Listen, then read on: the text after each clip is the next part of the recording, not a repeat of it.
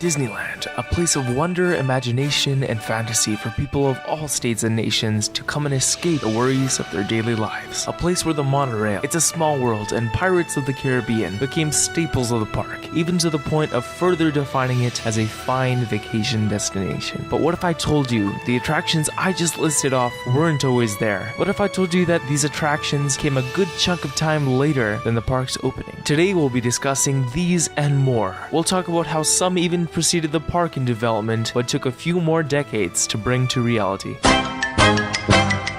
monorail, June 14th, 1959.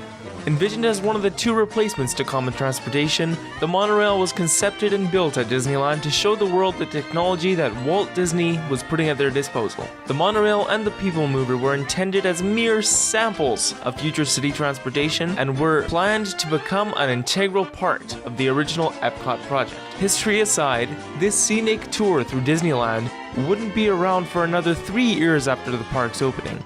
During its development, several problems arose with the original contractor assigned to the project. Because of this, they were subsequently fired, and Bob Gurr and his team of engineers took over the project, designing and manufacturing everything, even down to the vehicles, ultimately meeting Walt's ambitious deadline and quality expectations. Also debuting on June 14th, 1959, we have the Matterhorn bobsleds. When it comes to the Matterhorn, one of my favorite Disney attractions by the way, there's a little bit of a story to be told. When opening his park, Walt was left with a mound of dirt from the castle moat just laying there in the middle of his park. With limited time and budget left, he decided to landscape the area, coining it Holiday Hill. A few years go by and Walt Disney finds himself on Switzerland Mont Cervin, please don't kill me if I mispronounce that, which is the real-life Matterhorn, during the production of his latest film. The beauty of the mountain just blew him away, so he sent a postcard to his Imagineering team, writing nothing but "build this" on the back. It didn't take long and the Matterhorn bobsleds were made into a reality. It's a Small World, May 28th, 1966. Some of you may not know this, but It's a Small World originally debuted outside of Disneyland at the 1964 World's Fair. Then referred to as Children of the World, the attraction was fittingly sponsored by UNICEF and accompanied a few more Disney classics that also debuted there, including the Magic Skyway and the famous Carousel of Progress. It soon found its way to Disneyland the same year that the fair concluded. Pirates of the Caribbean, March 18th, 1967. Pirates of the Caribbean, along with the next point on my list, were always a part of the Disneyland master plan and were conceived long before the park was even laid out. Now a multi-million-dollar franchise, it's hard to believe that this attraction wasn't around back in 1955. Walt and his team wanted nothing but perfection from it, which resulted in the project facing several delays. Surprisingly, the ride was one of Walt's original ideas, and though he tragically died a year before its debut, he was still around to ride a basic simulation of the ride system, including its iconic layout. And now, for Offhand Disney and I's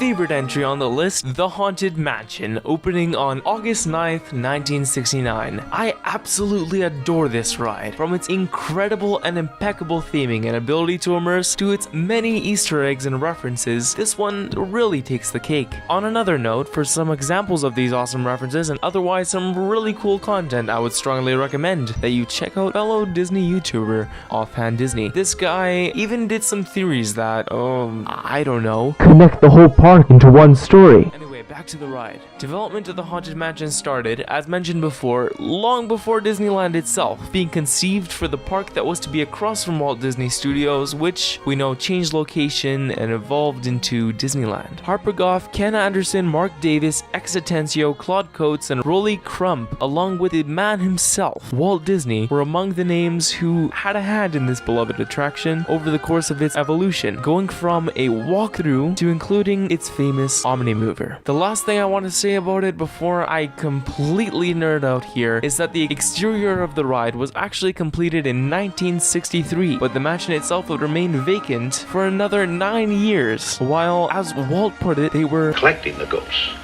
Anyway guys, thanks for watching the video. If you enjoyed, be sure to leave a like, and before I go, I just wanted to thank every single one of you for helping me achieve 30 subscribers. It may not seem like much, but it really means a lot to me. If you have any Disney friends out there, feel free to tell them about the channel, and if you're new, that red button below seems to be working. I post new videos every single week and hope to see you here next time. Until then, I'll be wishing the most of you a very merry unbirthday.